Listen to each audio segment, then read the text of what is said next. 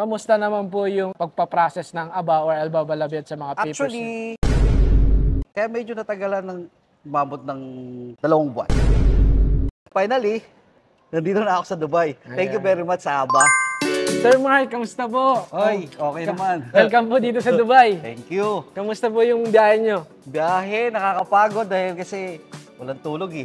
Hindi po kayo natulog. Hindi ako nakakatulog sa kahit long flight Long talaga. flight. Eh, ngayon po, 9 hours yung biyahe nyo. Napakatagal na. Napakahaba kahit anong gawin ko na. Ang haba ng biyahe. Ayan. So, ito po yung tanong. Kamusta naman po yung pagpaprocess ng aba or albabalabiyat sa mga papers? Actually, yung ABA, okay siya, nirekomenda ko siya sa amo ko. During that time, yung nangailangan sila, at the same time, maghahanap ako ng agency na magpa-process direct hire from Philippines to Dubai. Opo. So, nirekomenda ko sila. Suddenly, medyo maraming yung time na na-process yung papel ko, marami siyang maraming holiday dito sa Dubai. Ayun. Kasi siguro nag-Ramadan po yan. Nag-Eid, tapos nag-New Year pa. Yun. So, alam mo naman, 5 days working lang dito sa Dubai yung mga government. So, tawag nito, kaya medyo natagalan ng umabot ng 2 buwan. 2 buwan. 2 buwan. Pero okay lang. Kaya nga lang, siyempre, yung amo ko, inaantay na ako maraming trabaho. So, sabi ko, wait lang, ganito, kasi ang daming holiday. Sabi ko, maraming holiday, hindi natin sila pwedeng persahin. And at the same time, sa Philippines, ganun din. Hindi rin pwede magtrabaho ng Sabado at Linggo. Kasi hanggang ano lang po sila, hanggang Friday lang. Hanggang Friday lang. So, ngayon, finally, nandito na ako sa Dubai. Thank you very much sa ABA. So, kitang-kita ko po sa inyo na sobrang saya niyo po at excited po kayo na, excited na makabalik ulit dito kasi ano na po kayo before. Gaano po ba kayo katagal? 3 years ako sa Pilipinas. Pero same company pa rin ako ngayon. Sa Pilipinas po, nagbakasyon po muna kayo sa Pilipinas? Bali ako doon, nag-business ako. Nag-business po kayo ng 3 taon? 3 taon. Actually, okay naman yung income, but the problem is, yung my neighbor. Kasi, yung tawag nito, yung business ko is car paint. Car paint? So, usually, yung mga kapitbahay ko, yung mga neighbor ko, nagreklamo sa amoy. So, at the same time, maliit lang yung pwesto ko. Hindi naman ganun kalakihan. Kaya ako tinanggap to opportunity na to. Maybe in the future, kung na ako, for good ako, makaipon ako ng, at least mailagay ko sa magandang pwesto. Yes, at magkaroon na po kayo ng business na talagang auto shop. Auto shop talaga. Actually, yung business ng boss ko, related din sa trabaho ko. Ano po bang magiging trabaho niyo po dito Bali ako, yung trabaho ko dito, all around ako dito. Pero sa mga sasakyan din po? Pero sa mga sasakyan, bali magbebenta kami ng mga ceramic, PPF. So ako rin yung nagtitrain nun. Kaya technical support yung ibinigay nila sa akin na posisyon. So ako yung magtitraining, i-orient ko sila how to use the product. Then, siguro titignan ko mga ilang linggo, susubaybayan ko sila hanggang sa magamay nila yung produkto. So, hindi ko sila basta iiwan, ibigay yung product, pag-aralan nyo na yan, tapos na. Hindi ganun yung company namin. Ano po yung magiging position nyo po sa... Bali ako, leader ako sa... ang binigay sa akin posisyon leader nung product na yun. Kasi ako yung knowledgeable dun sa product na yun since 2015. Oh, grabe, ang tagal po pala. So, bali kayo po yung mga parang trainer? Trainer ako. Kasi nagsimula yun, Pain Lab, ako yung unang naging staff.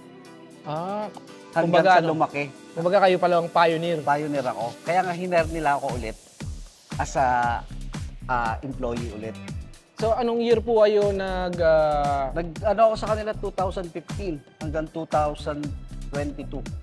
So 7 years. 7 years. Tapos naisipan nyo pagkatapos ng 7 years, umuwi. Medyo nagka-problema dyan sa office. Akala ko po nag-for good na kayo. Hindi. So, umuwi na ako. Sabi ko, okay, ayoko nang madamay dyan sa mga problema na yan. So, gano'n nung ko. So, tapos, wala silang makitang katulad ko. Kasi nga, gamay ko lahat yung tawag neto. Yung mga trabaho po talaga dito. Sa chemical. Opo. Sa mga chemical na ibinibenta namin. So, wala silang makuha na katulad ko na maipagpapaliwanag na maayos to get the customer. Yun. So, kaya po, bumalik na po kayo agad. Bumalik ako, kaya tinanggap ko yun. Pinabalik po kayo agad o kumontak po ba kayo sa inyo ulit yung employer nyo or... Pumontak sa akin dati kong employer. Pero based on Australia na siya. At the same company pa rin. Same Sabi niya company. sa akin, Mark, if yung CEO namin, gumanon daw sa kanya, kung pwede daw ba ako bumalik, kung gusto ko ba daw bumalik. Sabi ko, okay, kung bibigyan niyo ako ng magandang sahod, babalik ako. That's why I take the opportunity, kaya ako kinuha ito. Kaya nandito na po kayo ulit. Oo. So, buti ano po kayo, nagtiwala po kayo sa ABA or ano ba sa amin. Yung actually, tawag nito, siyempre ako, tinitignan ko lahat ng video, nakapollow ako doon sa TikTok eh.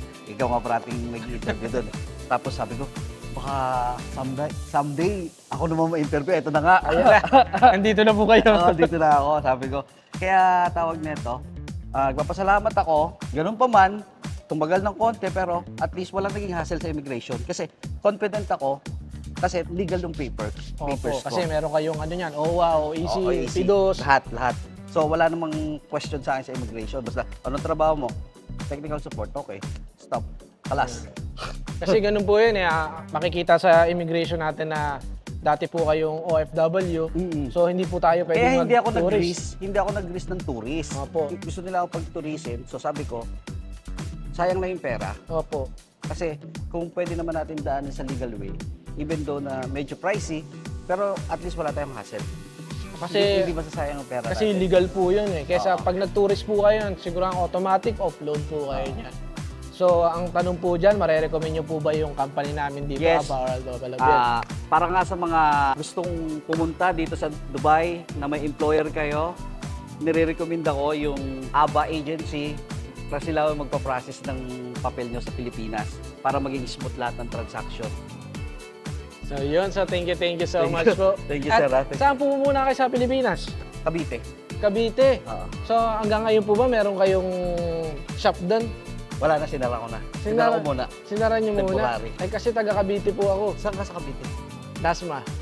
GMA lang ako. GMA. Sir, napakalapit mo. Kasi magpapaano ako sa inyo, papaceramik ako sa inyo. Sure. Saan sa Dasma? Sa ano po, sa Talawag. Yeah. Malapit lang din naman sa amin yun. GMA lang kami. Baka pagkakataon, di merong, baka may mga kakilala po kayo doon, marirecommend nyo sa akin kung magpapapaint. So yun lang po, Mr. Mark. Mr. Mark Tocayo. Tocayo. Thank you. So yun, congratulations po kasi nandito na po ulit kayo sa Dubai at makakapagtrabaho na po ulit kayo sa dati nyong company and yes. good luck po sa magiging work nyo at sana mas maging okay pa po ulit kayo dito sa UAE. Kamusta naman po yung mga pamilya nyo sa Pilipinas pala? Okay naman. Ilan po na yung anak nyo? Asawa nyo po?